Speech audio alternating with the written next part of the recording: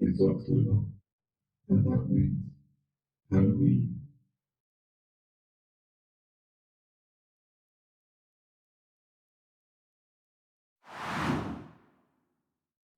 Sorry about the intro there. I hope it didn't freak anybody out.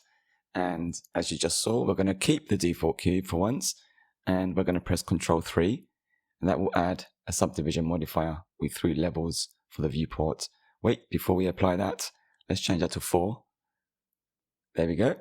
And then we're going to add a cast modifier, not that one, this one, and make that with a factor of 1, and that will make it perfectly round. And then right click and shade smooth. Step 1 done. Okay, let's work on a material now. So let's switch over to the shading workspace and make some space for ourselves. I'm using cycles because it's psychedelic and beautiful, so there you go.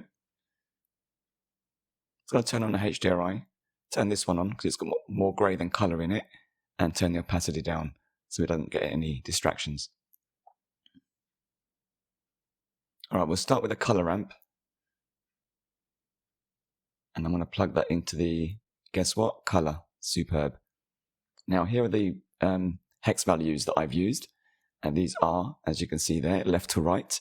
So I'll speed through that because it's quite tedious. So add these one by one. As I said, left to right. Just for now, just put them anywhere. Space them out just for a while. We'll come back and adjust these later on. We don't see anything on the sphere just yet. By the way, I press Ctrl Shift and click on the color ramp so we can see just that node in the viewport, and that's with Node Wrangler enabled. In the meantime, I've added a gradient texture. Let's plug the output of that into the factor of our color ramp, and voila, just like that, we have our gradient showing on our sphere.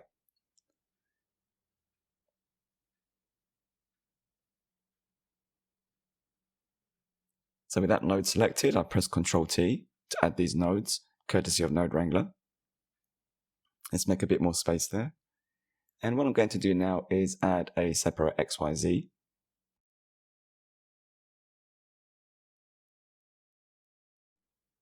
That doesn't make any difference.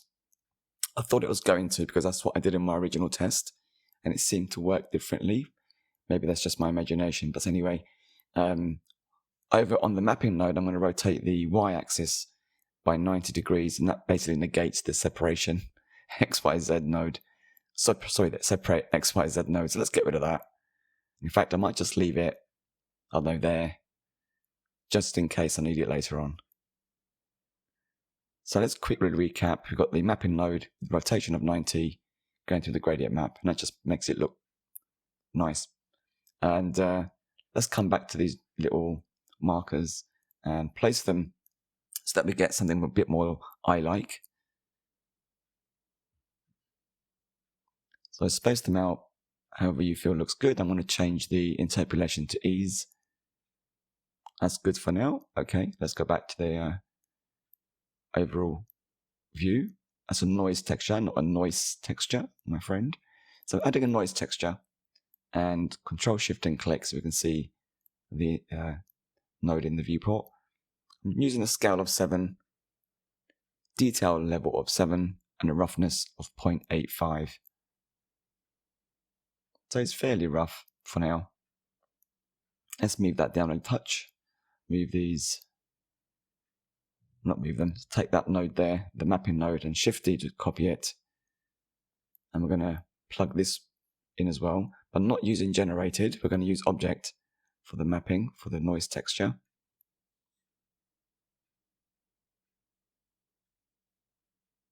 Let's make a bit more space. What you want to do now is mix the noise texture and the color ramp. And to do that, with Node Wrangler, I held down Control Shift and then right mouse button, drag across those two nodes, and that will add the mix shader, or add it manually, it's up to you. So nothing's happened as such because we need to make some adjustments. So I'm going to take the factor and plug that into the A slot. As you can see there, as I reduce the factor value from 0.5 to 0, it does work, but we need to change the type to linear light And there we have something happening now. So the less number on our factor, yeah, that's pretty cool. The less number on the factor, we get a blend of the two materials, or the nodes, I should say. So put that to a value that we like. I'm going to go with 0.085. And that just makes it look a bit more, I don't know, unrealistic, I guess. But it's not meant to be realistic. It's a candy, remember? So it would have been processed through some sort of machine, and it's not going to be perfect. Don't want it to be perfect. It's kind of gooey looking. Lower the factor to 0.04 for now. Yeah, slightly embarrassing, but yeah. The eye is massive. It's 1.7 millimeters. Oh, I spoke over my joke. You might want to just quickly rewind that. Bad dad joke there. Anyway, the average size of a human eye is 24 millimeters. So I resized it to 0.024242 millimeters. Meters, I should say. And applied the scale. So make sure you just rewind that and do the same. And make it real world scale. Now that messes up our materials a little bit. So go back to the shader and make some subtle tweaks to get that looking a little bit more distressed. And that's pretty good. Back to 0.085 again. Now we're going to add a bump node, courtesy of Will and Grace there, and that's going to plug directly into the normal slot. And we'll take the factor out of the noise texture and plug that into the height. Now that's a bit too much, so let's put it down to 0.1, and that will do. Nothing too difficult here. I hope you agree. And finally, let's make an adjustment to the subsurface scattering. I'm going to go with 0.01. I should say I'm not going for realism here. I'm going for something that looks good on the screen. So that's the value I used for that red there, if you want to use the same. I'm going to change the, whatever that is, to multiscatter GGX as the path tracing, I think it is. And lower the roughness to 1.175. Okay, going back to the subsurf options for a second, you can see it's quite red. And these values here, they represent the red, green, and blue, top to bottom. So there's a lot of red there. Red's at full strength at 1. So what I want to do is I want to change all of these to 0.1. And perhaps give it a slight bias towards the red. And maybe 0.2, 0.3. Do what you feel looks good. I'll make with 0.2 for now. And there's the overall node setup. So you can pause the screen there. Right, with that done, let's make a lovely sugar material. Very basic one, this one. So I'm going to add another sphere and a UV sphere and just scale that down and apply the scale and shade smooth. Head over to our shading workspace. Let's get that into view with the numpad period key. Let's quickly rename that to sugar material because we need to know what it is to use it later on. And the same for the material just there. Rightio, so how are we going to do this? Firstly, let's start with the roughness. I'm going to turn that down to 0.3 and search for a light path node. I don't think I've ever used one of those before in my videos, but there's a first time for everything, right? Let's put that over there a little bit, need a bit more space between these two. Now we're going to add a mix shader and drop that there. So we've got the principled BSDF in the top slot of the mix shader. There's me faffing around with the nodes. And now we're going to add a transparent BSDF and plug that into the second slot on the mix shader. And going to the light path slot, light path node, we're going to take the output of the shadow array and plug that into the factor. Now you can't really see anything happening on screen. That's because we haven't changed the transmission yet. Let's set that all the way to 1.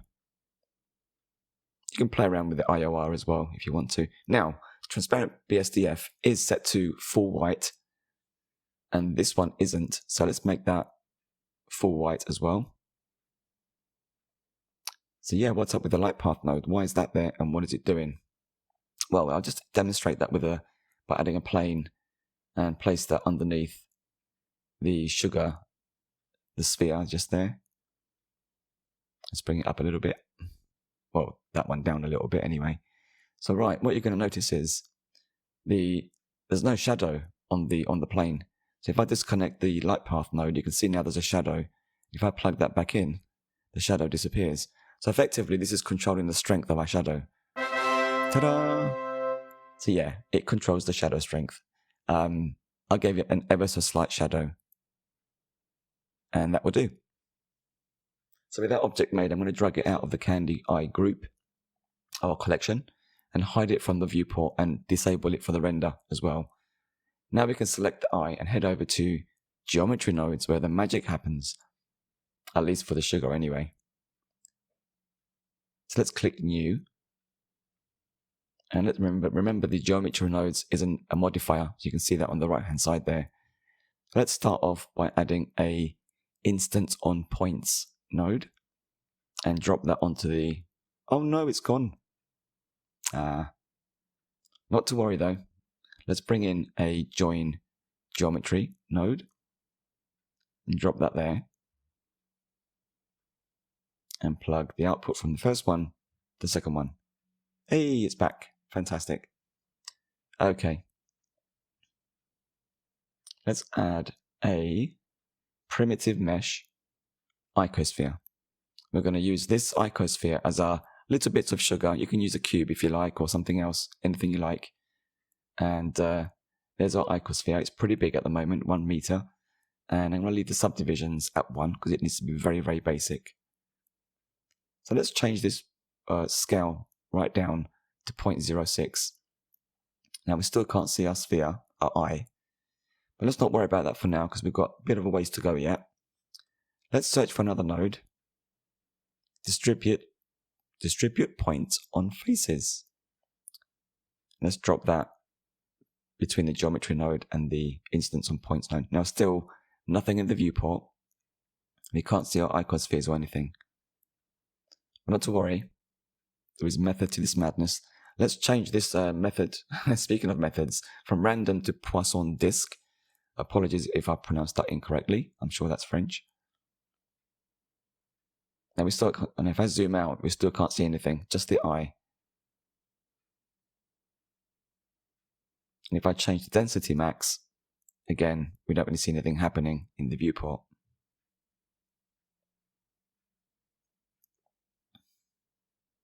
Let's search again, and this time add a math node. I know maths is scary, but bear with. I shouldn't have dropped it on that. I should have just dropped it there. So make sure you connect that back up. We're going to plug that into the density max node and make this a multiplication. So far so good. We're going to drag this value and plug it into the first node.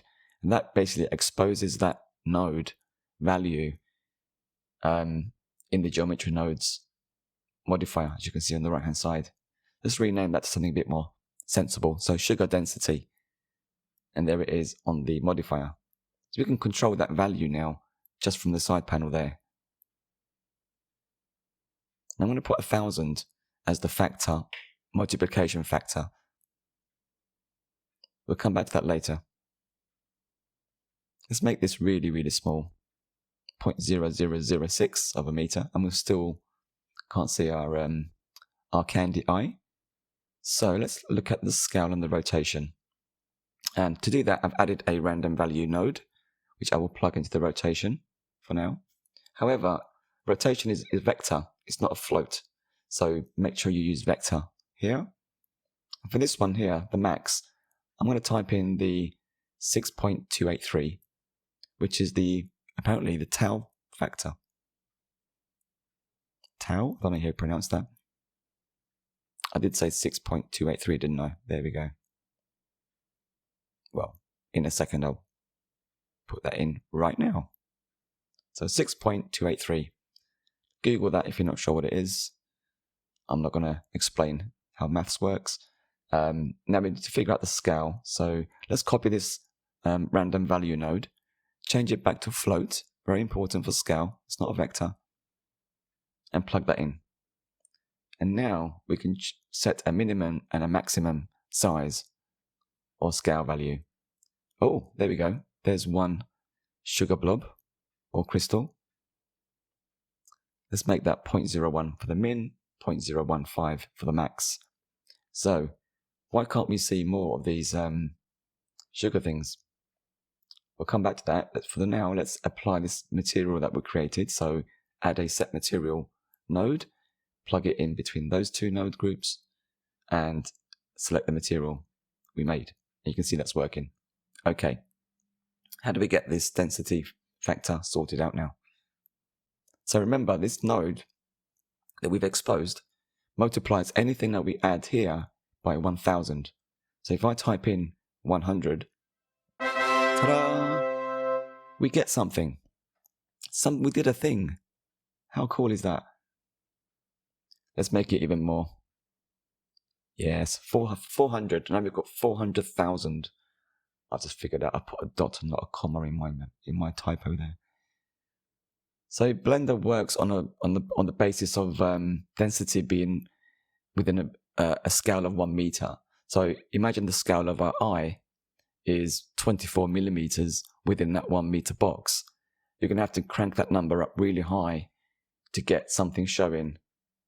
Think of that as a volume box, and you've got to fill it in with, say, beads or something, or beans. You've got to have a lot of beans in there to fill it up. But anyway, you can figure that out. You know how that works. So what I'm doing right here is just a bit of house cleaning and putting these into groups or frames and giving them a title. That just makes it a bit easier. When you come back to this, you know what these values and nodes are doing. So that one's there, as you can see, randomize, rotation, and scale. Now we can also expose these values just by dragging and connecting them to the group input, like we did with the math node, but I didn't do that in this tutorial. And finally, let's do one for the multiply, I should say, by 1000 for small scale objects as a good reminder of what that is and why it exists. So I'm just going to scale that out. And here's the final node group for the geometry nodes. Okay, the next one is all about making variations, because we like variations. So I'm going to call this object iBase. I'm going to press Alt-D to make an instance of the object. I'm going to move it to the side along the x-axis. You can see they're exactly the same. Let's head over to shading. Here's a neat little trick. Of course, instances share the same material as the clone object that we used to make a copy from, as you saw there. So with this clone selected, so I'm going to call 2 because you get easier to remember what things are. Head over to the material slot. And here, you've probably never clicked this. Click that little button there and select object.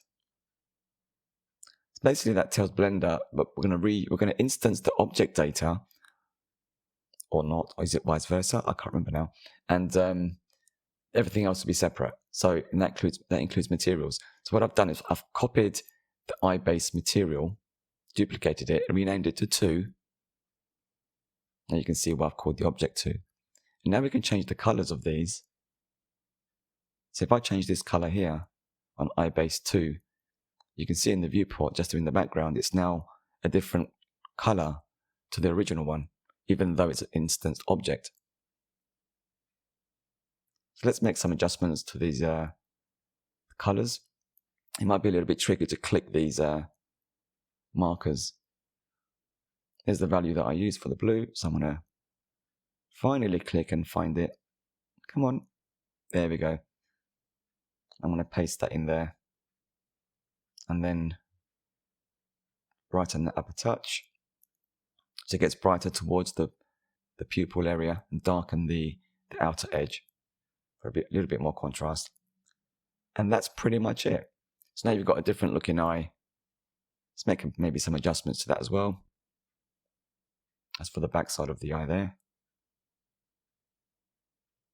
Again, just want to make some variation here. So that's the process. So what I'm going to do next, I'm going to fast forward it. I'm going to make another version another instance of the eye. So I'm going to click the original, Alt-D to duplicate it. And just to prove, actually, before we do that, there is an instanced object. If I select some faces there and I move them, look at that. Yes way, dude. It's one and the same object. So I've copied that again. I've set it to object data, copied the material, called it iBase3, and changed the color values to a nice green. Not ice cream, a nice green. Bada boom. God, my jokes are so bad. Right. So you can make any number of variations of the eye. You can replace the sugar things with the icosphere with your own object. You could put more eyes on top of eyes. Whatever you like. Be really cool.